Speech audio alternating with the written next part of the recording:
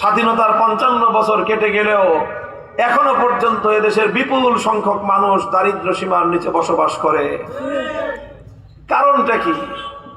কারণ হলো ওই একটাই, সংসারে 6 ভাই বোন, 5 ভাই বোন মিলে সারাদিন কষ্ট করে যার যার মতো অল্প অল্প পয়সা উপার্জন করে তারপরে সংসারে এনে জমা করে।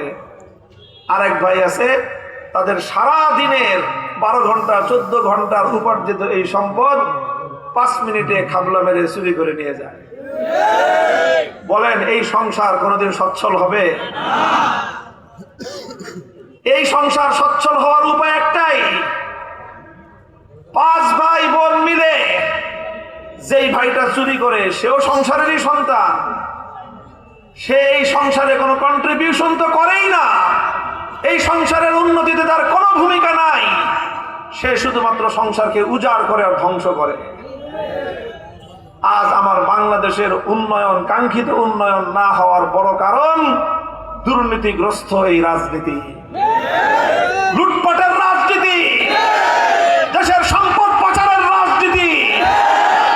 এই রাজনীতির বিরুদ্ধে গোটা বাংলাদেশকে আজ ঐক্যবদ্ধ করার জন্যই 11 দলীয় নির্বাচনী ঐক্য গঠন করা হয়েছে।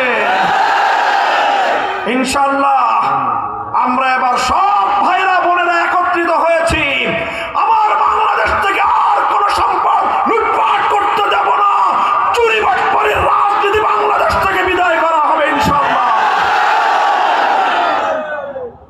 সংগ্রামী সাথী ও বন্ধুগণ, এটাই ছিল আমাদের বিপ্লবের স্বপ্ন। জুলাই বিপ্লব হলো বাংলাদেশের মানুষ, বাংলার মানুষ যখন একরকম হতাশ হয়ে পড়েছিল, আধিপত্যবাদী ফ্যাসিবাদী শক্তির কাছে যখন বাংলাদেশের মানুষ একেবারে নিরাশ হয়ে পড়েছিল, 4 কোটি ছাত্র জনতা, স্কুল কলেজ ইউনিভার্সিটি আলিয়া মাদ্রাসা কওমি মাদ্রাসা সব ছাত্ররা ভেদাভেদ ভুলে গিয়ে হাতে হাত রেখে রাজপথে নেমে আসলো। 1,500 সহস্রাধিক মায়ের কোল খালি হলো। আমার দেশ 1,500 সহস্রাধিক বাংলার তামাল সন্তানের তাজা রক্তে বাংলার মাটি সিক্ত হয়ে গেল। 30,000-এর বেশি মানুষ, 30,000-এর বেশি মানুষ বুলেট বিদ্ধ হয়ে কারো পা কাটলো, কারো চোখ চিরতরে হারিয়ে চিরতরে সে অন্ধত্ব বরণ করলো, কারো মাথার মধ্যে বুলেট বিদ্ধ হয়ে থাকলো, কারো বুকের মধ্যে, কারো পেটের মধ্যে। অসহ্য যন্ত্রণা নিয়ে আজও 30,000 যোদ্ধাহত জুলাই যোদ্ধা বাংলার প্রান্তে প্রান্তে তারা ধুকে ধুকে জীবন কাটাচ্ছে। এত রক্ত, এত কান্না, এত চোখের পানি, এই সব কিছু কিসের জন্যে? পরিবর্তনের জন্যে, সংস্কারের জন্যে, রাজনৈতিক ব্যবস্থার পরিবর্তনের জন্যে। বাংলাদেশের মানুষ রাজনীতি থেকে 2টা সমস্যা দূর করতে চায়, রাজনীতির 2 ভূত তাড়াতে চায়।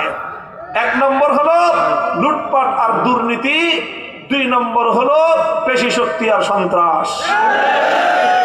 বাংলাদেশের রাজনীতি এই 2 ভূতের দ্বারা আক্রান্ত।